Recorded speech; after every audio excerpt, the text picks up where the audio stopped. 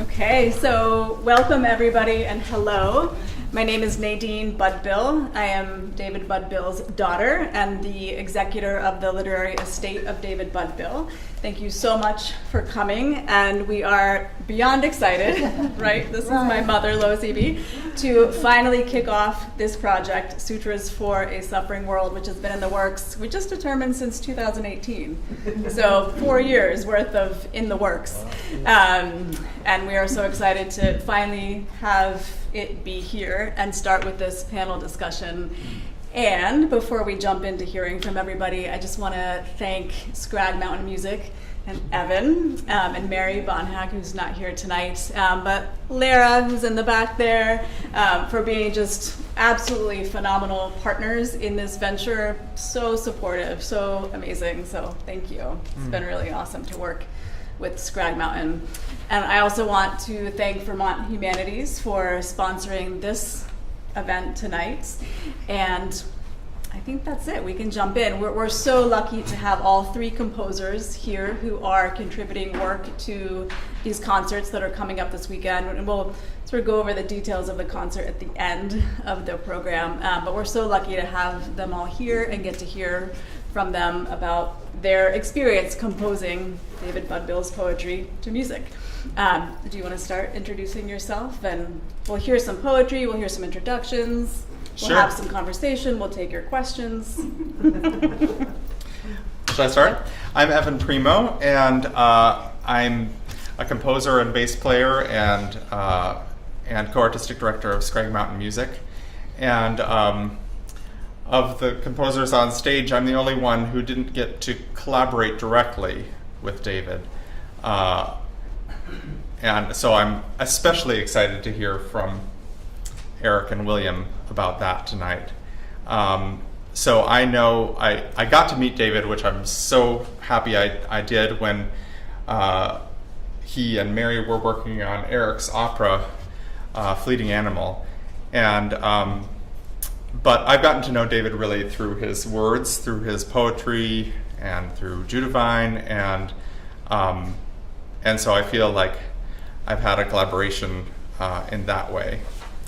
And what else would you like me to say about at this point? No, that's great. If you could read your poem. Oh, sure. Yeah, we're all.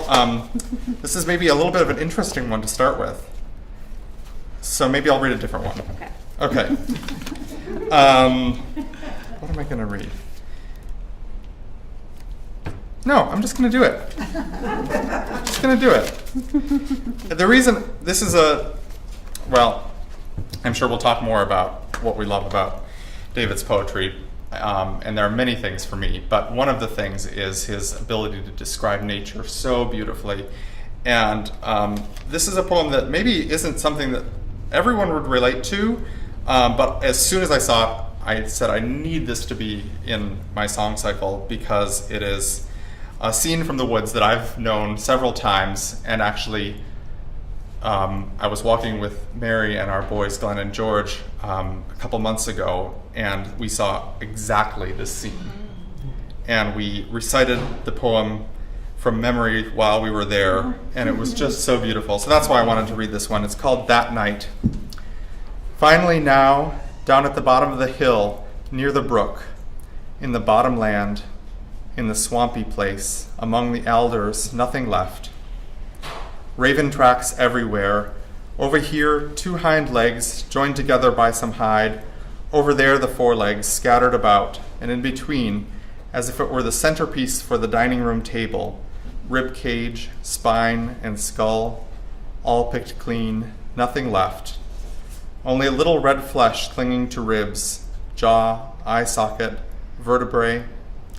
The bloody snow packed down by tracks of dog, coyote, turkey, raven, bear, blue jay, fisher, raccoon, bobcat, the whole forest come to dine. And I think that's that last line is just that turn is, it's about life, it's about death, it's about birth, it's about cycles, and it's just such a beautiful poem to me. Thank you, Evan. I'm Erik Nielsen, and I met David first as the result of a cold call that I made to him in, I think, 1998. I'd been commissioned to write an opera, and I decided that I wanted to write one on a Vermont subject. And so I looked at a number of different things, and finally what stuck with me was Judavine. Most particularly, one of the many threads of Judavine, the love story, the tragic love story of Tommy and Grace. And so I called David up. This is back in the days when people had their phone numbers in a phone book. I had seen him, I had never spoken with him. And I called him up and I said, "You don't know who I am. I'm Erik Nielsen, I'm a composer, and I have 2 questions for you. Number 1, has anyone ever made an opera out of Judavine? And number 2, if not, are you interested in collaborating with me on one?" And he said no to the first question and yes to the second. And I think right away we both decided on that same thread as the main thread of the opera. And David was wonderful. I mean, he would send me these long passages and I would send them back with 90% of it X'd out because I didn't need that many words. But he was wonderful about it. And I think one of the things that he loved as an improviser, as somebody who really loved jazz, was the chance to go in and try things in a different way.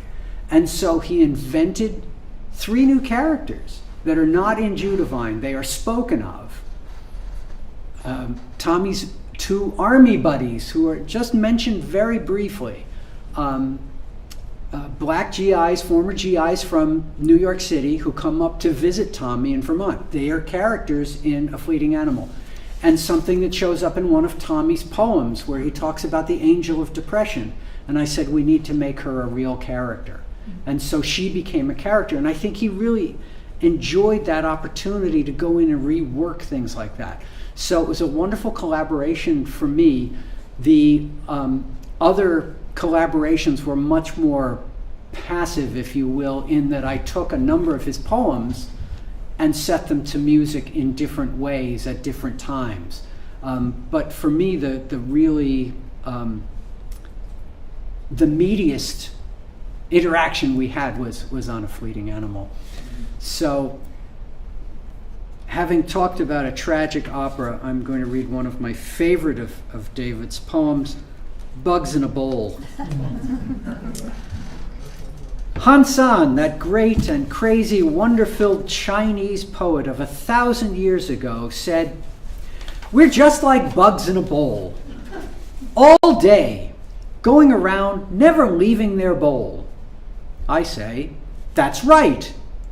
Every day, climbing up the steep sides, sliding back, over and over again, around and around, up and back down.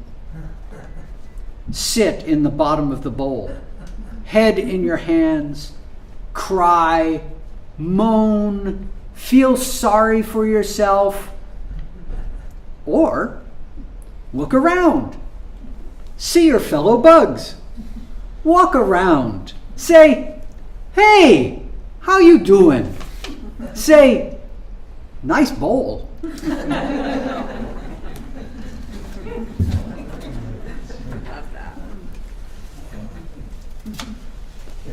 We used to do that poem live all the time, and I got a lot of response. People love that. They could relate to that bugs in a bowl. Mm-hmm. Well, they'll get to hear a setting of it Saturday night, so or Friday night. Beautiful. So my name is William Parker, and I'm a musician who I met David Budbill in 85, 86, somewhere in there. I was doing a concert in the City Hall in Burlington, and David came to the concert. We were playing in the lobby there, and he introduced himself, and he was hanging out with all of musicians, And I didn't know he was a writer, but he could hang with us, just like, one of the musicians. And we went back to, is there a place in New York called Cambridge? Mhm. Yeah, so we went back to Cambridge, and then I think, and we talked about breakfast, we talked about all of this stuff. And he said, that he had seen me in a magazine, Coda magazine, and he was interested in meeting me. And we talked about hope. We talked about the reason for art, which was to inspire and uplift the recipients of that art. And so that was sort of the connection, one of the connections. And he sent me in the mail a few weeks after that some of his poetry, which I immediately just loved. It just cut through a lot of thought and went right to feeling. And so, and it was, what was the name of the book? It was a little book that you did the illustrations. The brown cover. The Chainsaw Dance, or? No, the one before that. From Down to the Village? Yeah, from Down to the Village, yeah. And he was describing stuff that maybe I never dreamt about, but wanted to dream about. Mhm. That I never thought about, but I wanted to think about. And he talked about people. He talked about people in this village who worked at gas stations, who worked at the ski slope, who worked at the post office, who just did little things that became big things. Getting up in the morning, putting the tea on, boiling the eggs, and then going to work. Now, he wasn't talking about revolution.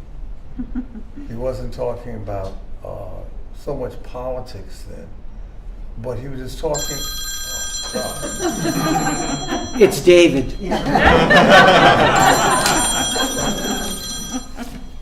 I'm going to turn this off. Thank you. Sorry about that. Please. I should have mentioned, turn off your cell phone. Sorry about that, David was everybody trying to else. get the And so what I found out is that David was like the seasons and nature, meaning that he had his time to plant, to meditate, to harvest, and to write.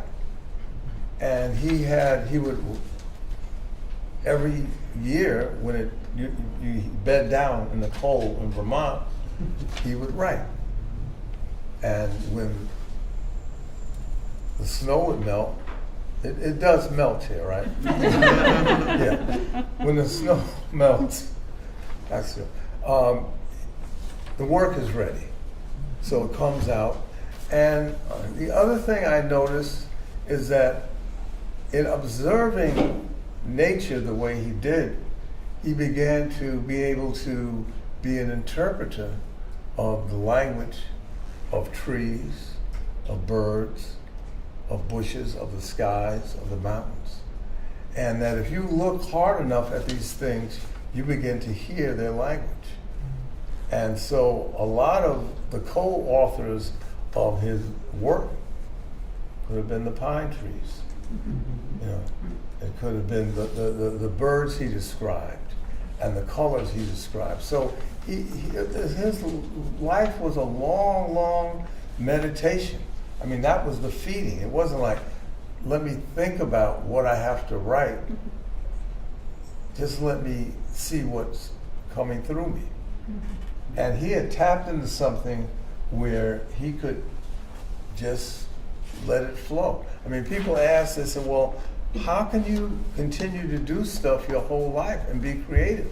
Well, it says once you unlock that door, it just flows. And that's what he had done. Okay. And so we went on tour. At first it was just myself and him in the station wagon, the Subaru. And we went to these places I had never heard of before, like Stowe and Barry and you know, and it's like, I said, whoa, is this, yeah, it was serious. And so we had a great time, just string bass and poetry. And it wasn't very much preparation. It was just environment, and he would recite over it. I never set anything to a particular poem. It was always just feeling each other. And then the more I came up, you know, began to sort of organize stuff where I thought it needed to be organized. But he basically kept adding to the repertoire all the time. So every time it was a different, and we played at many churches. And the thing is that everyone, we were communicating with people, which is like the ultimate goal of any artist or poet, that you're able to communicate and present your work to people without losing your integrity. Because he writes a lot about, you know, I didn't want to, you know, go anywhere, I don't want to become famous. But he was able to tap into this nothingness. And that's what was happening. You know, if you're able to tap into to nothingness, you find that there's a lot there. And so he was really able to do that, and all the time. And if he were, you know, his birthday was when? Monday. 13th. The 13th. Yeah. You know, if he was alive today, and he'd be doing the same thing. And who knows where he would be as far as his writing and his works. I didn't bring a poem because I don't read emails, so but I'll pass it on to Lois. I am Lois Eby. I was married to David and lived with him for 44 of the years that we were married in the house that we built in Wolcott.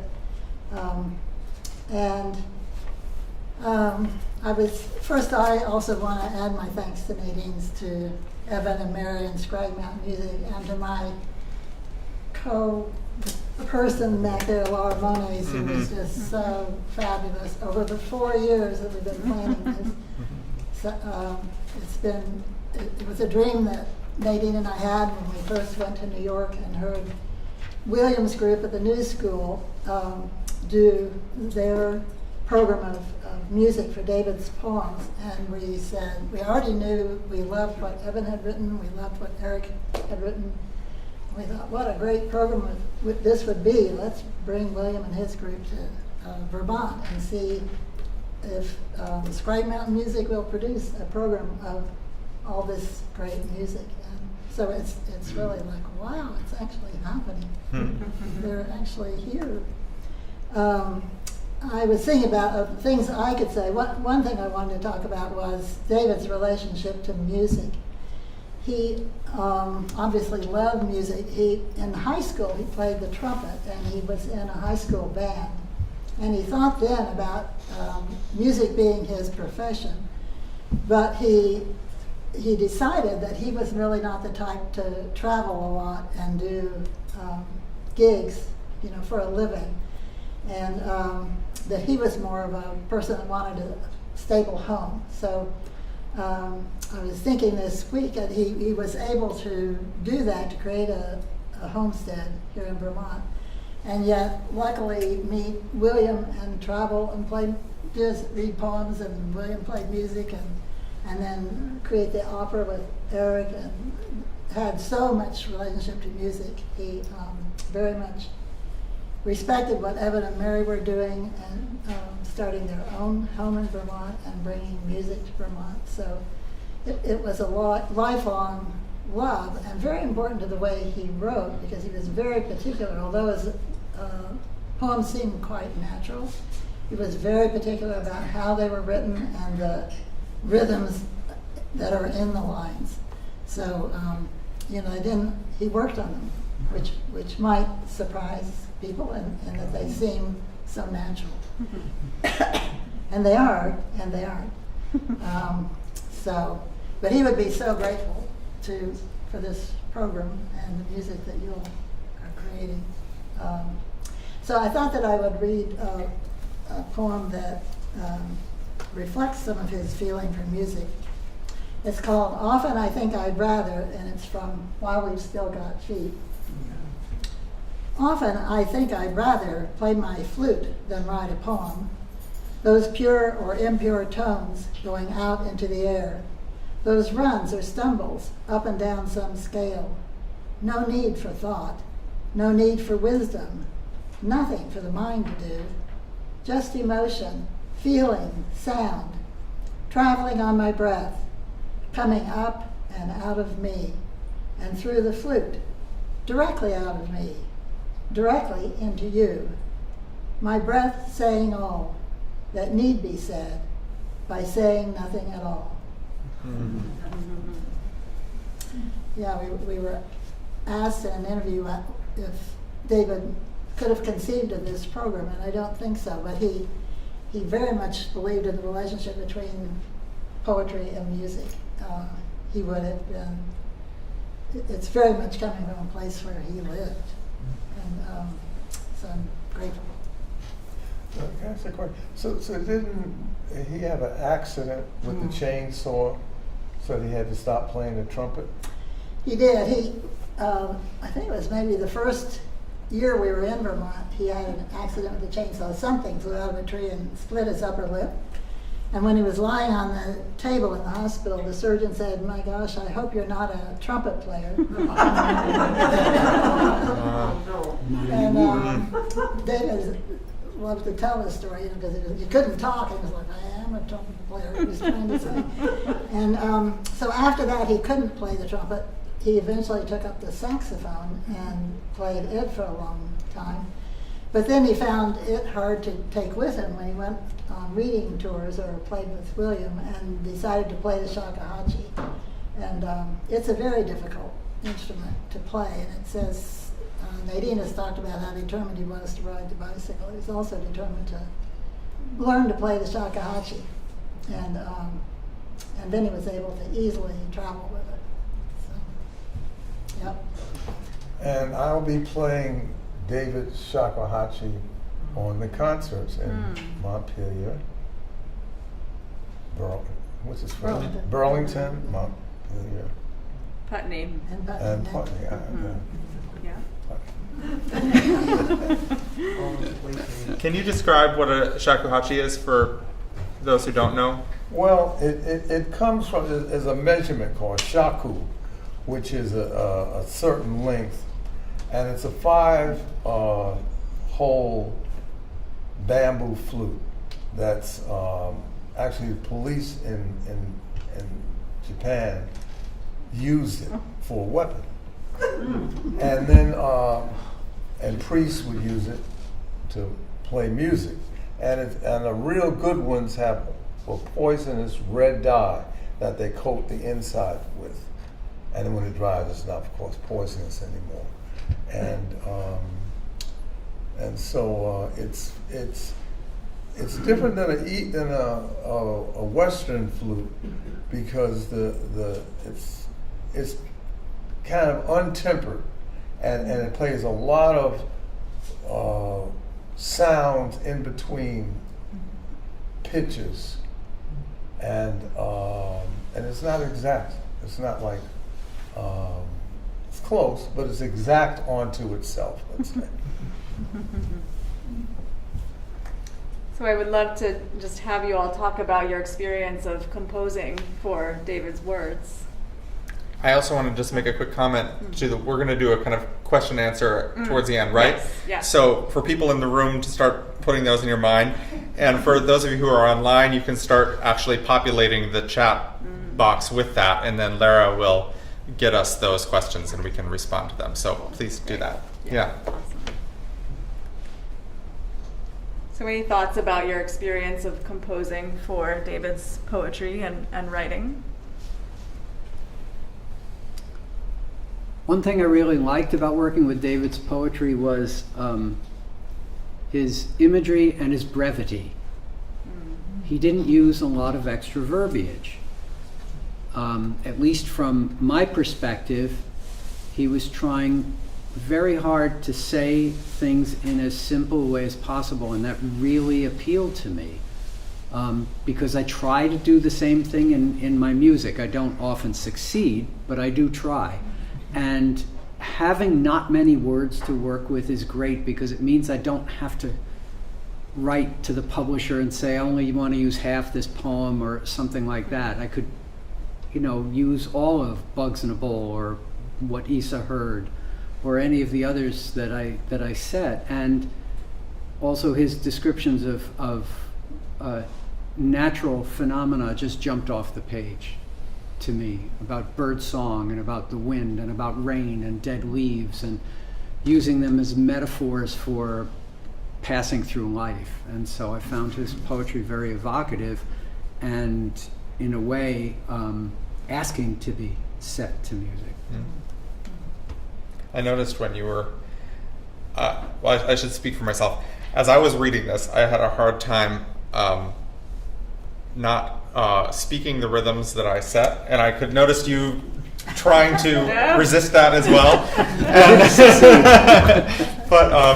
But it's so true. I mean, and I agree with you in that I love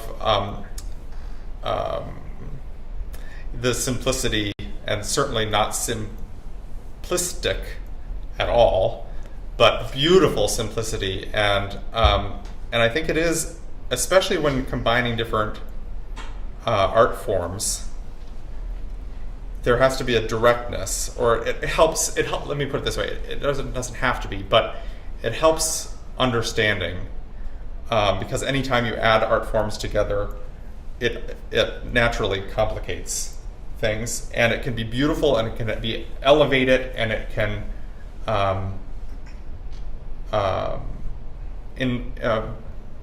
put it in a new frame. But it really helps when it's super direct, so that it'll carry past anything that you put on it, or anything that, however you work with it.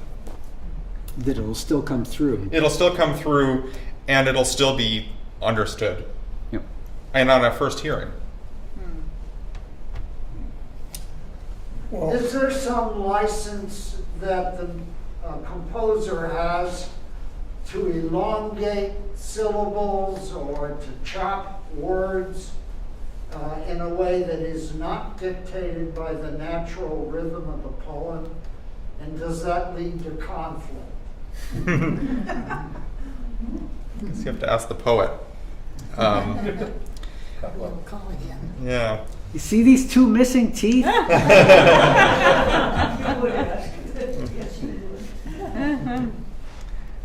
I think that's the beauty of it, is that you get to play within it. I think it's. I usually start from the rhythm of the speech as you would read it, but then deviate from that when I feel like it would be artistically interesting to do so. The form is so much there in the poem already, and the dramatic arc. So you can play with that, and you can take it directly from the poem, or you can move the audience through it in a different way, in a different speed. And then you can have instrumental sections in the middle of the poem that might give people a chance to think about that line for a while before moving on to the next. I was going to say that when you're dealing with poetry or words, see, words have a meaning, but they also have a sound. So if you're listening to like a poet, Ernesto Cardenal, whose poetry is only in Spanish. Now you don't understand Spanish, but you hear him read, and you say, well, I don't know what that poem was about, but it moved me, the sound of it. And so you can take things literal by the way they're shaped, but you also can go by the sound. I mean, once in New York, me and David worked with a magician. We had Perry Robinson doing magic tricks, and we had a whole, about 15 to 20 kids doing hip hop.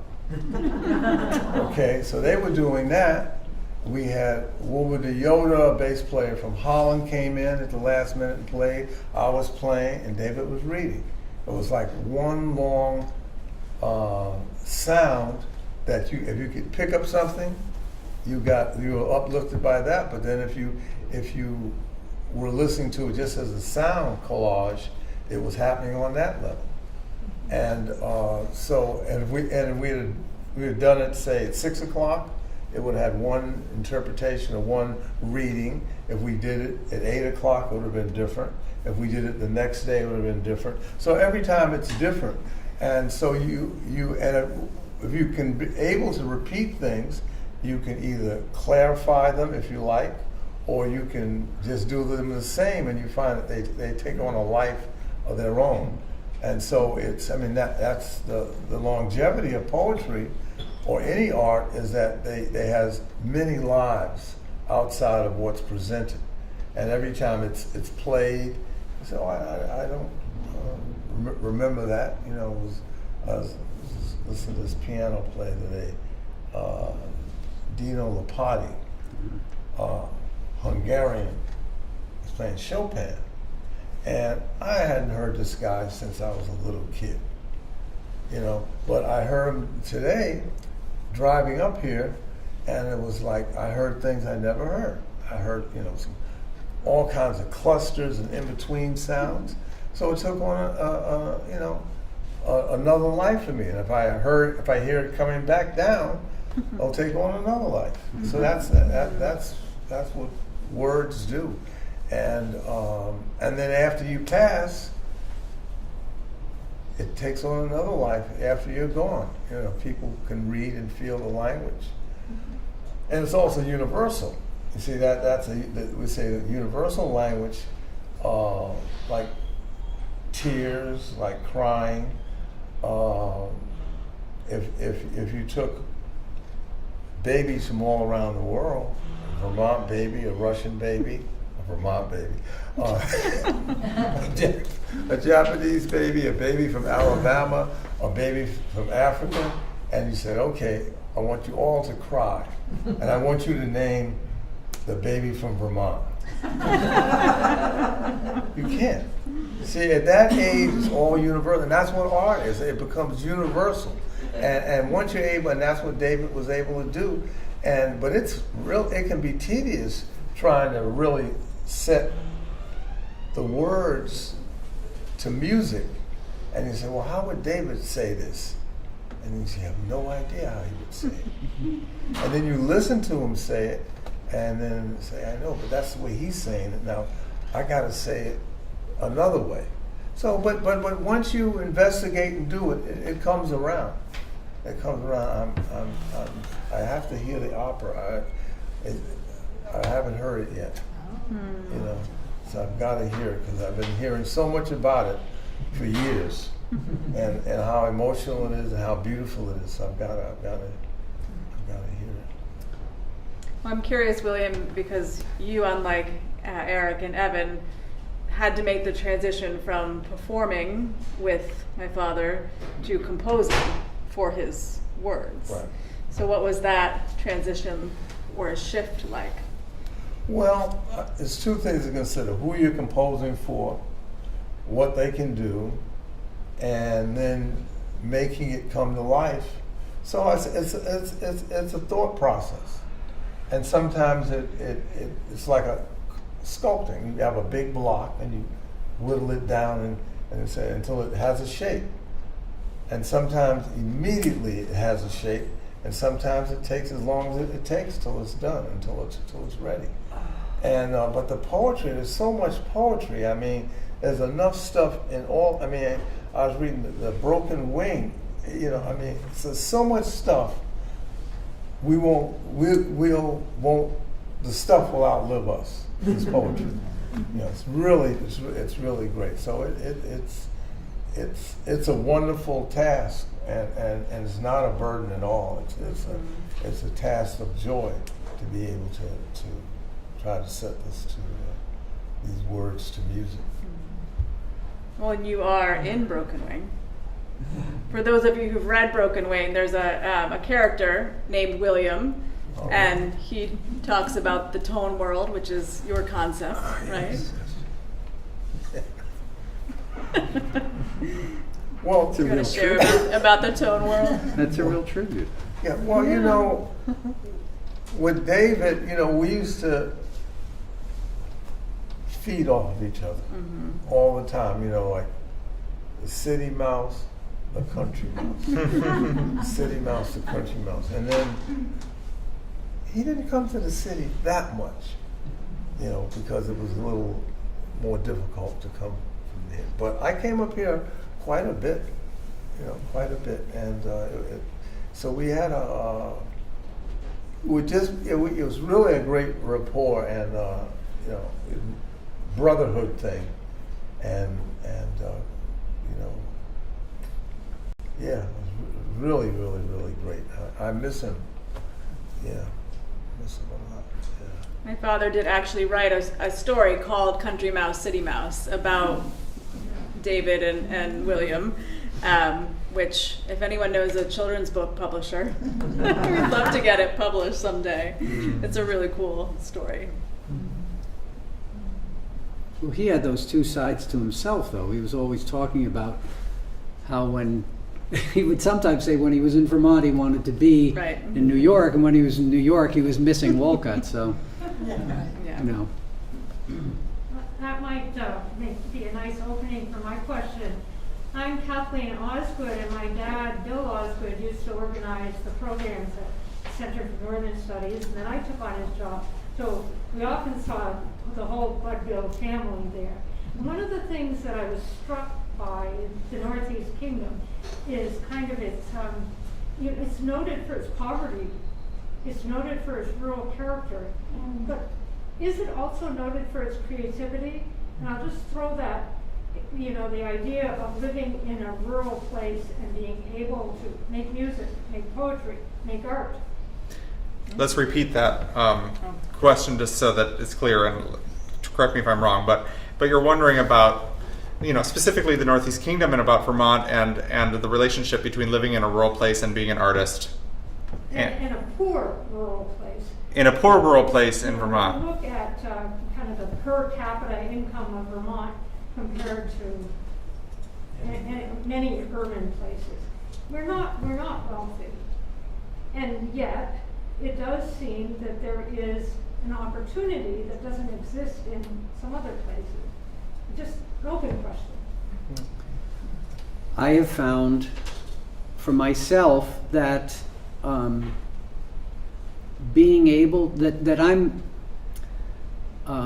fortified and nurtured by being surrounded by nature, and it's in the last 34 years of living here in Vermont. I mean, I grew up in a rural area. It was in New York State, so I, you know, had that as part of me. But then working as a composer in a rural area, it feeds me, and I think there are a lot of artists who feel that way. There is more space, at least for me, and I'm the only one. I can only speak for myself. That there is more space. I find that my feeling for rhythm is different from what I think it would be if I lived in an urban environment. I listen to a lot of music written by urban concert composers, and it's very busy, a lot of it. And I find that my music tends to be a little bit less busy, some of the time at least. And I think that's the influence of nature. But I mean, the evidence is indisputable. You can't walk down a country road in Vermont without tripping over an artist. You just can't. And so I think it's self-evident. But I think why depends on the individual artist. So I can only speak for myself. I'd like to read a poem to that, and then, not because I don't know if it relates to that, but I'd like to ask Lois if it does. And also, I love this poem, and I said it in my cycle, but I'd love to hear you speak to it, or anyone. But it's called Dilemma. I want to be famous so that I can be humble about being famous. What good is my humility when I am stuck in this obscurity? So good. Yeah, I love that poem too. Yeah, it speaks to David's sense of humor and self-awareness. And some of the issues with artists moving into Vermont and then feeling like it is the life for them, but it seems more obscure. It's harder to then relate to the art world that's going on outside Vermont. I was thinking that artists often are drawn to low-income areas, whether it's in a city or wherever, because it's cheap to live there, so they can practice their art and not have to pay a lot of expense. And I think that may have been one of the draws. There was an interesting wave of people coming into Vermont in the 60s and 70s for a variety of reasons, but certainly the living with nature and living a less money-oriented life and being able to live more cheaply was part of it.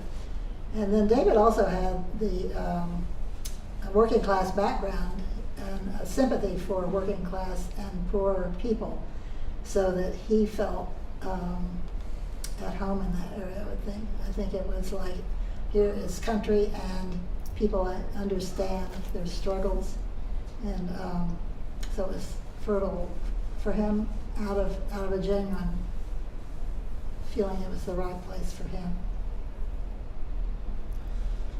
I think there's also something about,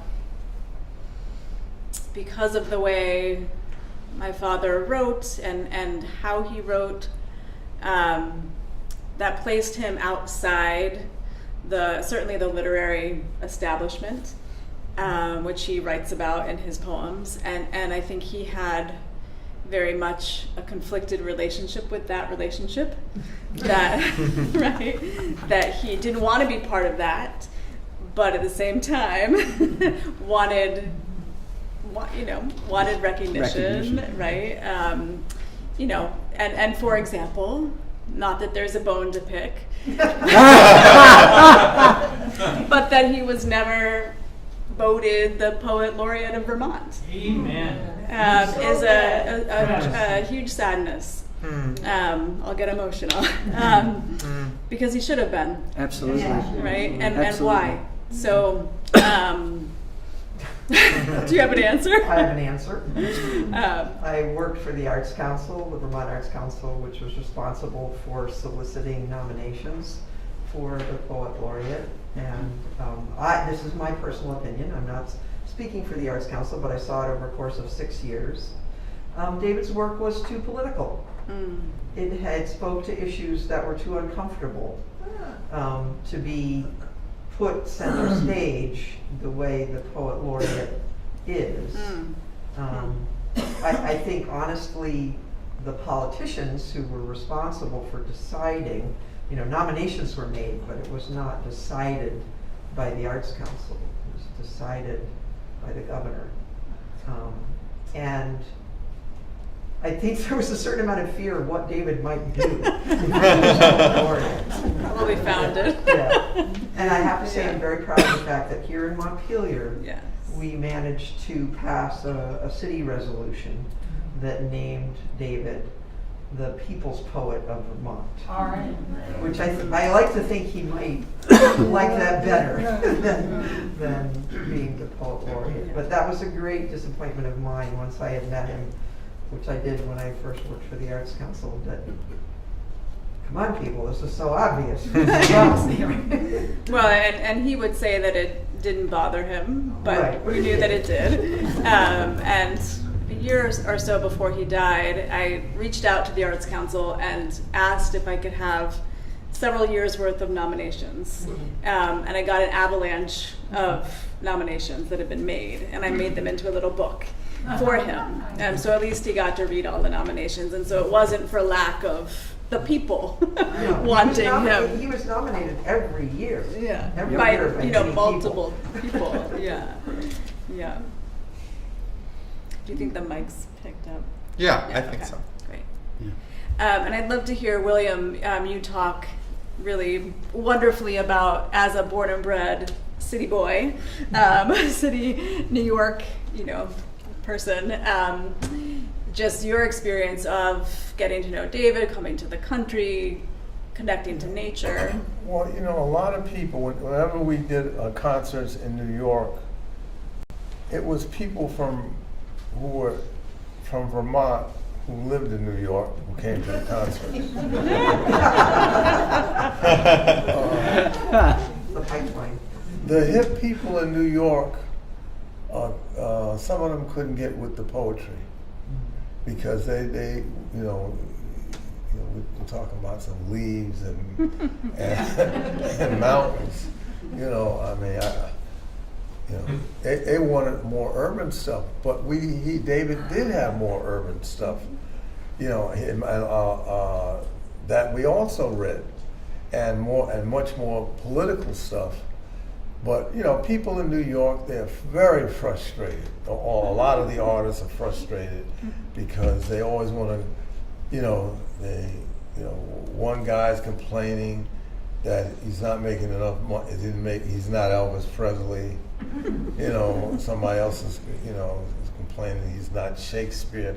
I mean, they're never satisfied, and they couldn't. But if you listen to the words. And I said this myself, and I have a song called "The Greatest Revolutionary is a Flower." And the idea is that the greatest revolutionary is something beautiful. When you look at something beautiful, it's revolutionary because it changes you. All right, so that means that supposedly when you got that gun up and you're about to, and you see the baby crying, you put down the gun and pick up the baby. Because that's beauty there. And so if you're really, really hip, you can understand that. But you have a lot of people who, aren't as hip as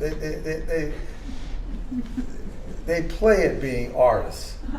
Because you come to New York, you go to NYU, you do this, that, and it's just like, there's, for me, if you're a gardener, you're an artist.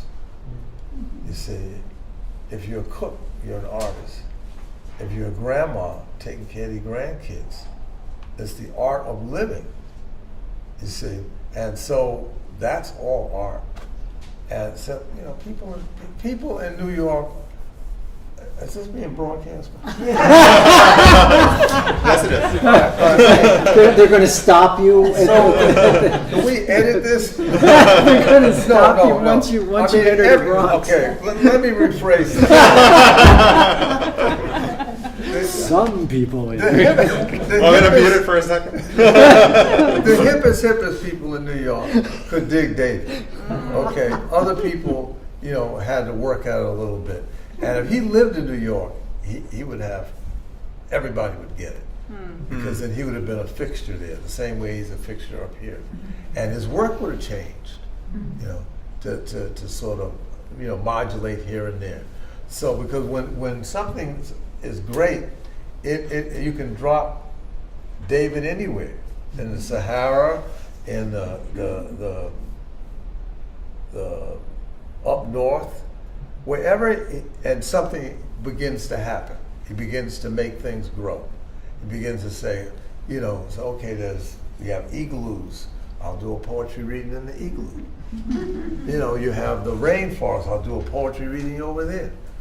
Okay, yeah, there's a laundromat, I'll do a poetry reading over there. So you can't stop him, is what I'm saying. He would modulate and grow and give people what they need and tell them what maybe they don't want to hear, but that would be based out of love and compassion for life, and that's where he was coming from. So that's the highest offering an artist can give to the people who are trying to receive uplifting from their art. I would like to ask a question. I wonder if any of you had contact with another kind of David's music. When I first moved here 30-some years ago, he was making music with glass bowls. He made his own scale with varying amounts of water in each bowl and would rub the top of it to make a note, and it was beautiful. Mm-hmm. Do you remember that? Well, I remember his playing the bowls. I don't actually remember the water in that. That's what created the different that's notes, was the interesting. Do you various remember that too? amounts of water in each bowl. Mhm. And I was so impressed, and the sound was just lovely. It was before even Mr. Parker collaborated with him, I think. It was a long time ago. Anyway, that was when I first came in contact with David, as well as his poetry and his music, was with glass bowls with water. Well, it could very well be, because he did like to It's a experiment. brass harmonica. Yeah, I was gonna say Water it's drums. Benjamin Franklin, Yeah. Benjamin Yeah. Glass, Yeah. same idea. Right. Yeah. Well, I remember seeing a video that involved your group, William. It was you and one other musician. Me, probably. And David was reading poetry, but also creating sounds with a group of different bottles and jars and Yeah, that was different materials that he had on a little shelf. And he would play along rhythmically to the music. And there was a singer. There was a guy who was playing the drum and singing at the same Okay. time. Hamid Drake, yeah. He'll be up here tomorrow. So it seemed like David was always experimenting with sound. Yeah, yeah. Yeah, the bowls were beautiful. I had the great honor of having William Parker and Hamid Drake and David Budbill on my radio show on BPR when I was doing a jazz show. And I think we did a very brief interview. Burlington? Yeah. Okay. And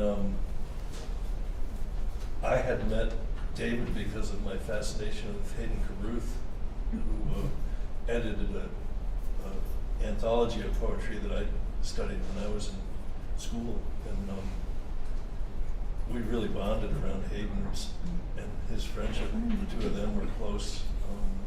And we're all jazz freaks, so looking forward to the music. Thanks.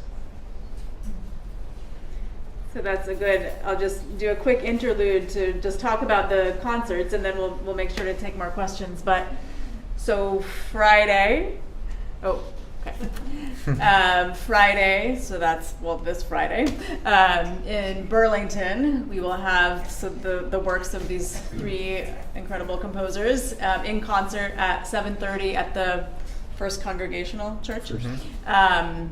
And then on Saturday, the same concert will be happening here in Montpelier at the Bethany Church, also at 7:30. And we are asking folks to, either talk to Lara in the back if you don't have a ticket already, or go online to scragmountainmusic.org to purchase a ticket, which is come as you are, pay where you can pricing. And then Sunday, there's also a concert in Putney at 5 p.m., which is just Williams Ensemble.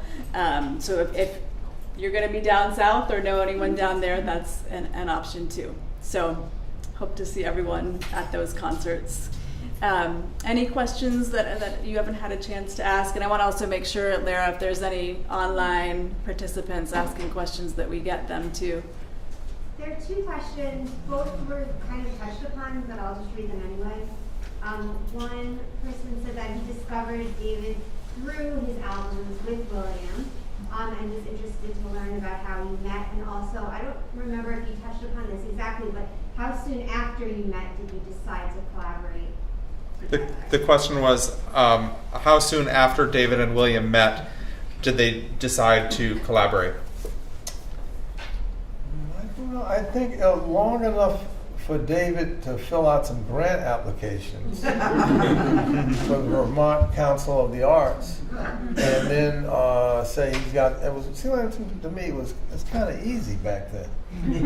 Yeah, so he filled out and got some grant money, and so maybe it was 2 years, and we started working together, and then he got more grants, and we went as far as playing in Italy, Milan, Italy, where he worked with the quartet, and we also, when he came down to New York, we did concerts, like I said, with the it was a school band that did hip hop, and we worked in mostly Vermont. I don't think we went. And Amherst. Oh, at Amherst College, yeah. We worked at Amherst, and which is Massachusetts. But we didn't really go. We never went to Philadelphia or Washington D.C. or anything like that. So it was about 2 years. And Lara, was there one more from? Yeah, the second question, I guess in general, what's the biggest challenge in working with poetry? So what's the biggest challenge in working with poetry? Poets. Poet, right? I think it's well, yeah. I actually, it can be really hard to find to acquire permission. That's not about David's poetry because luckily we have a relationship either with David or David's family, and he was so open about wanting collaboration. But that can be a really challenging thing, particularly because there are some poets, like for example Mary Oliver, who doesn't allow any settings of her poetry, and I would have a set of Mary Oliver poems in a heartbeat. Yeah. But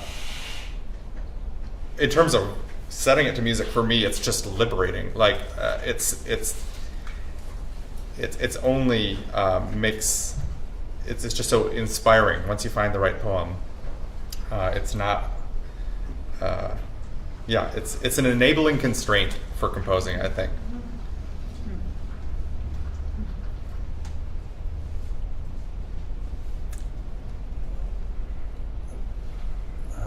As far as, see, that's an interesting. What's the most is that the challenging thing? That's what you're saying? Yeah. But working with poems.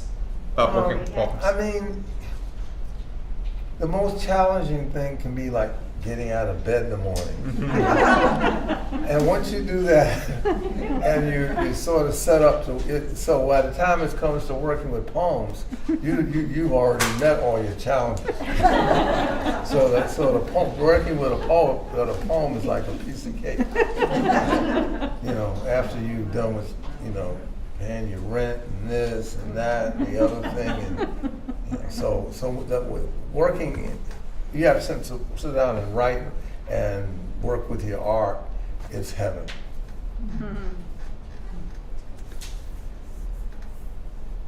I think that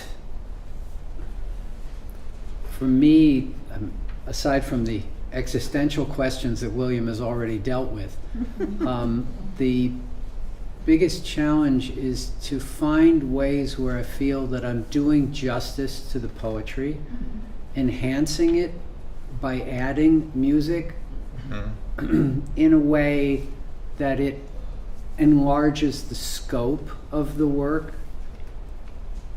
Because in the back of my mind, I realize that this poem has a life of its own just on its own. And that if I'm not successful, I've wrecked a perfectly good poem. So I want to be able to bring something to the equation that acts as an enhancement so that, and I did have this happen, I'm always hesitant when the poet that I worked with gets to hear the piece. And one poet, I turned to her and I said, how was it? Was it okay? And she said, it was like seeing my words on the stage 10 feet tall, which I took as a compliment. But trying to make sure that I'm doing justice to the specific poem, to the specific lines, is something. It's a wonderful challenge, but it's still, I look on it as a challenge. I was having a memory today of David coming home from having been touring with William, playing with William, or with William and Hamid, and having to adjust to just reading his poems. No music there, so it can go both ways, that it can be a challenge when it was so great to have that interaction and that nonverbal expression with his words, and hard to then just be by yourself. I think you've been trying to ask a question. No, it's hard to articulate, because the thing that I'm curious about most, I guess, would fall under the heading of connections, and that is the connections, and I'm asking the question, any comments about any of this, I would appreciate, but the connections between Wendell Berry, Gary Snyder, other poets like that, the connections to Japan, vis-a-vis Shakuhachi, the connections to jazz or improvisational versus formal. Were these entirely, the thread, obviously, in talking about composition and the alignment with jazz and so forth, obviously implies improvisation and intuition. How much how much was there a formality in David's approach to any of these topics? Because it's an interesting amalgam that all of this represents. I by chance saw Wendell Berry's quote on the back of one of the books. So obviously there was some connection, it seemed to me. But any comments that any of you could make about the literature, the poetry, the music, the cultures? Summarize. No. It was beautifully said, but I.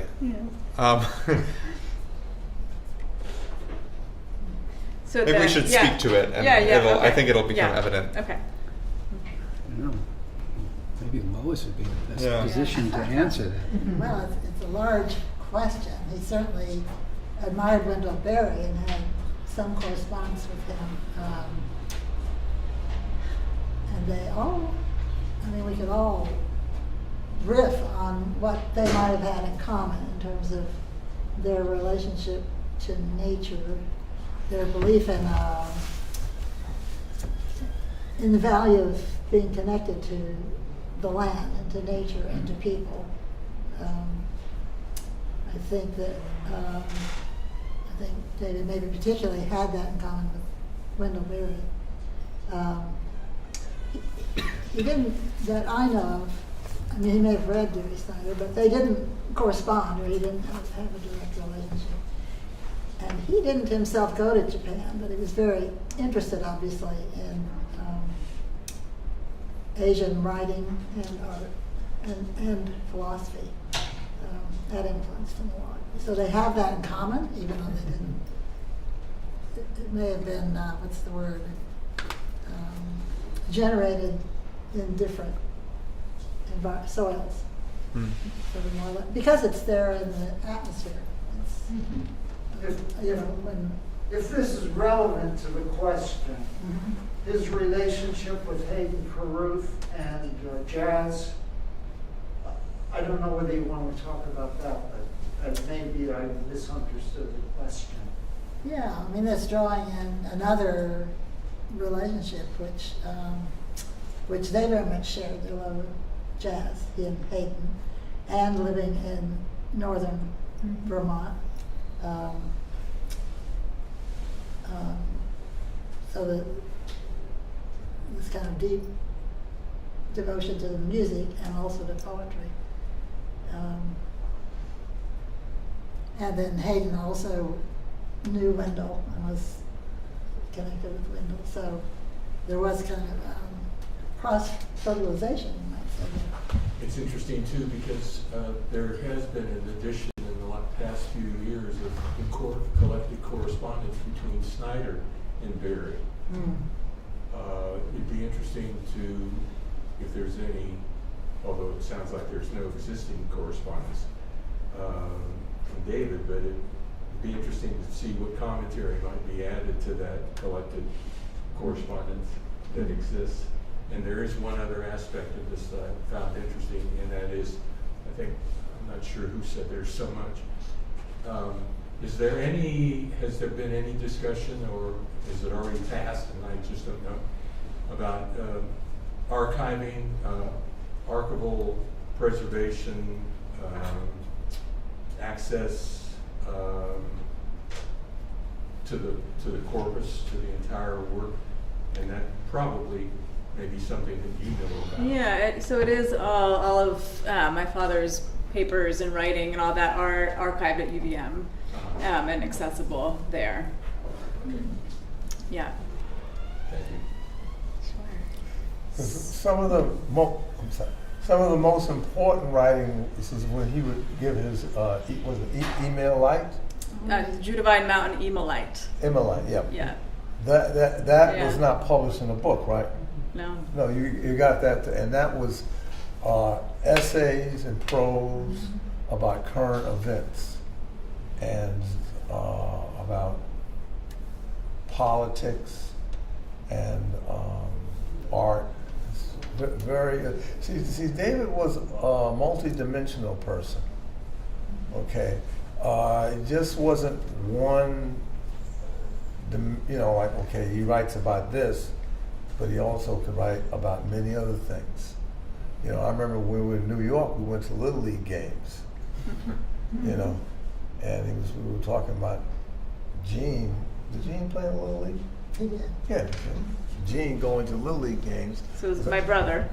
And Isaiah we saw some of his games, so that's my son. And he's going to so we could, and then from there, going to Katz's Deli and talking about Hebrew national hot dogs.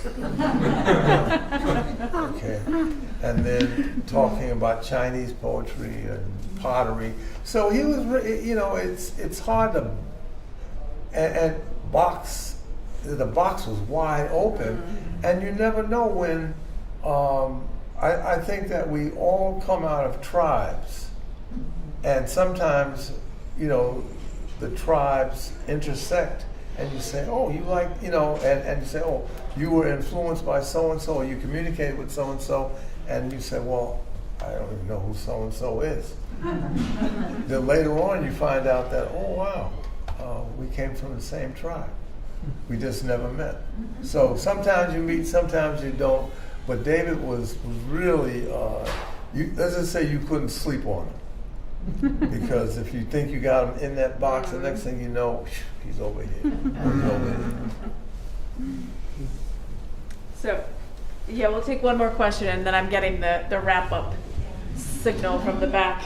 Karen. You've mentioned a couple times politics. The thing I appreciated about David's poetry and his value in nature is that very valuable. As I look at our society, and I tend to be more a social science type, that appreciation of nature is what we need today, not just solar panels. We need an attitude toward the earth and reciprocal, and I think those poems just are political in that sense, and I deeply appreciate them. Absolutely. You have respect for the earth, you have respect for people. Yeah. You have respect for nature, you have respect for people. What does that cut out? You have respect for people, no more war. Nature will heal itself. Yeah, there you go. So, we have one last thing that we want to do together. But before we do that, I want to just let you all know that at the back there is a table of free giveaway books and CDs. We have some overstock. So there's a few books back there, but then also 3 different CDs that are William and my father performing together. And I think Hamid Drake is on one of those as well. So we are going to close with a group reading of What Isa Heard, which is where the title of this concert series comes from. So you'll hear you'll hear something familiar in this poem because it is inspiration for the title of this whole project. And So- the last song in Erik's set as well. Yeah. So, and this is from Moment to Moment. What Isa Heard. 200 years ago, Isa heard the morning birds. Singing sutras to this suffering world. I heard them too this morning, which must mean Since we will always have a suffering world, We must also always have a song. Thank you all for coming.